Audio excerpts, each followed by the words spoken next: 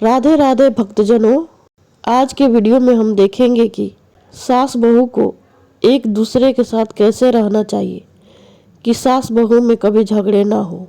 आइए हम गुरु जी से जानते हैं कि एक सास बहू को एक दूसरे के साथ कैसे रहना चाहिए। अगर आप इस चैनल पर नए हैं तो चैनल को सब्सक्राइब करें और वीडियो को लाइक करें।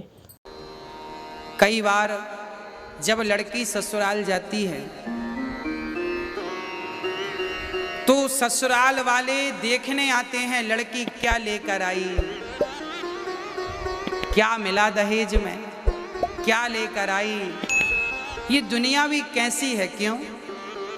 लड़की जब आई तो जमाने ने ये तो देखा कि लड़की क्या लेकर आई, पर किसी की दृष्टि वहां नहीं पहुंची कि लड़की क्या छोड़कर आई। लड़की का त्याग कोई नहीं देखता। और लड़की ससुराल में जब बहू होती है ना, कोई गलती हो जाए तो ताने सुनने को मिलते हैं। रोटियां यदि गोल गोल नहीं आई तो सास ताने मारती है, तेरी माँ ने नहीं सिखाया रोटी बनाना। सब्जी में जरा सा नमक ज्यादा हो जाए तो ताने सुनने को मिलते हैं। अच्छा, मैं आपसे पूछता हूं, आपकी बेटी से यदि गोल गोल रोटी ना आए तो क्या आप उसे ताने मारेंगे? नहीं, बल्कि हाथ पकड़कर सिखाएंगे कि ऐसे नहीं ऐसे। आपकी बेटी से गलती होती है तो आप उसे ताने नहीं मारती बल्कि उसे सिखाती हैं। यदि हर सास अपनी बहू की गलती पर ताने ना मारकर उसे सिखाने लग जाए तो हर बहू बेटी हो जाए और हर सास माँ हो जाए और ये झगड़ा सदा सदा के लिए समाप्त हो जाए। परंतु कितनी बार हमने ये बातें समझाई पर खोपड़ी में जाती ही नहीं। कुछ दिन तो ठीक रहते हैं लोग, फिर पता नहीं क्या हो जाता है। क्यों ऐसा है राम जाने। हाँ, इसलिए मैं प्रार्थना करता हूं सास को माँ का दर्जा दिया जाए, सास को माँ कहा। एक सज्जन हमारे पास आए अभी कुछ दिन पहले और उन्होंने कहा, पता नहीं ये बात उन्होंने क्यों कही, उन्होंने कहा महाराज जी, बहू कभी बेटी नहीं बन सकती और सास कभी माँ नहीं बन सकती, ऐसा उन्होंने कहा। अब ये तो आप लोग ही बतला सकते हैं कि क्या बहू कभी बेटी नहीं बन सकती? क्या सास कभी माँ नहीं बन सकती? देखिए, बदलना चाहें तो बदला जा सकता है। मिट्टी से घड़ा भी बनता है और मिट्टी से चिलम भी बनती है। चिलम खुद जलती है, औरों को जलाती है। घड़ा खुद ठंडा रहता है, औरों को भी शीतलता प्रदान करता है। आप अपने आप को चाहें तो चिलम बना लें, आप अपने आप को चाहें तो घड़ा बना लें। कोई क्या आपको कुछ बनाएगा, आप ही अपने आप को कुछ बना सकते हैं। यदि कोई दूसरा कहे कि मैं तुम्हें ये बना दूंगा, ये उसकी भूल होगी। कोई किसी को कुछ नहीं बना सकता। यदि किसी को कुछ बनाया जा सकता है, आप स्वयं अपने आप को कुछ बना सकते हैं। चाहे घड़ा बनाए, चाहे चिलम बनाए। इसलिए मैं कहता हूं, अपने आप को बहू ना बनाओ, बेटी बनाओ। अपने आप को सास ना बनाओ, माँ बनाओ। और ये रिश्ते तब बदल जाएंगे जब प्यार की अधिकता होगी।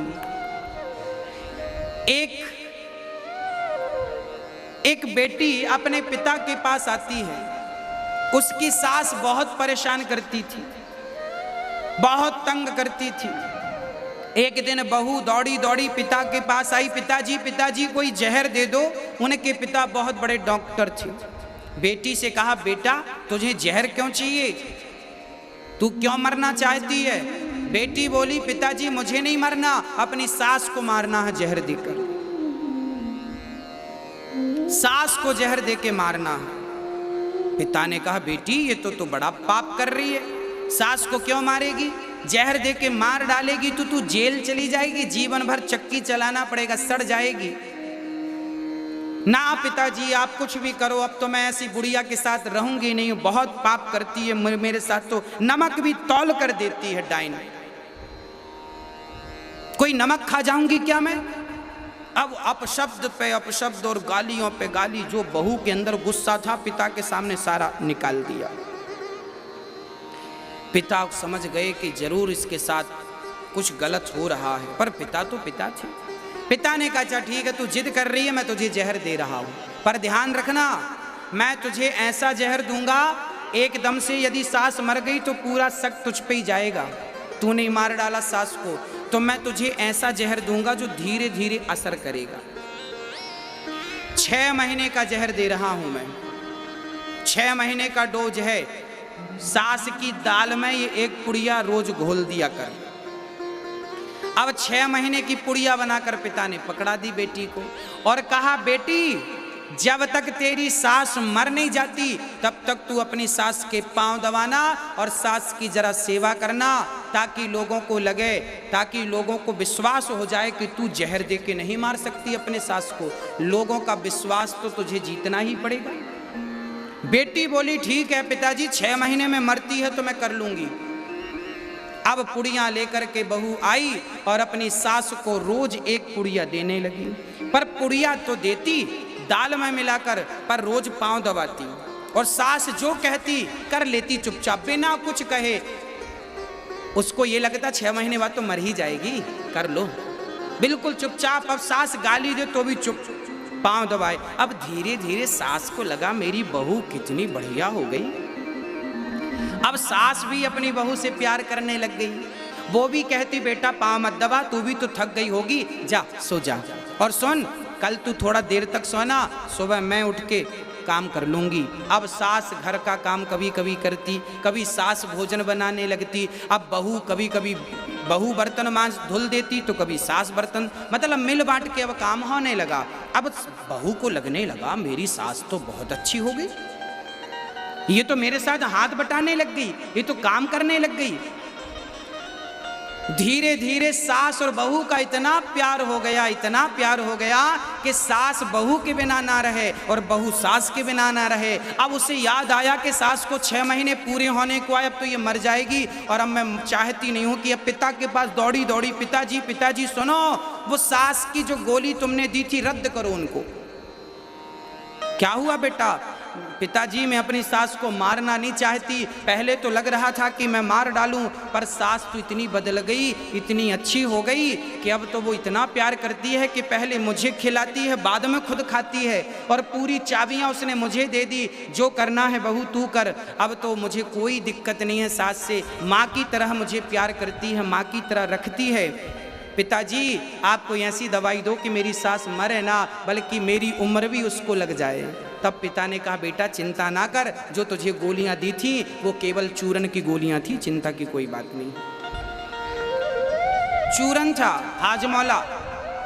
अरे पिताजी तो ये बेटा जब तूने अपना स्वभाव बदला, मैंने कहा था ना कि तू अपने आप को बदल देगी तो सामने वाला अपने आप बदल जाएगा।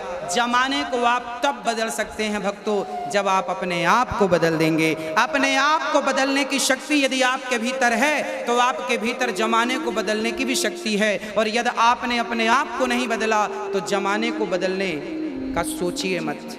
सास बुरी नहीं होती, बहू बुरी नहीं होती, केवल एक नजरिया बुरा होता है। इसलिए सास अपनी बहू से प्रेम और बहू अपनी सास से प्रेम करें। अपनी अपनी जिद छोड़ दें सब लोग, और कभी सास की बात मान ले बहू और कभी बहू की बात मान ले सास, तो फिर आपका घर घर थोड़ी रहेगा मेरी माँ, घर तो स्वर्ग बन जाएगा, घर स्वर्ग बन जाएगा।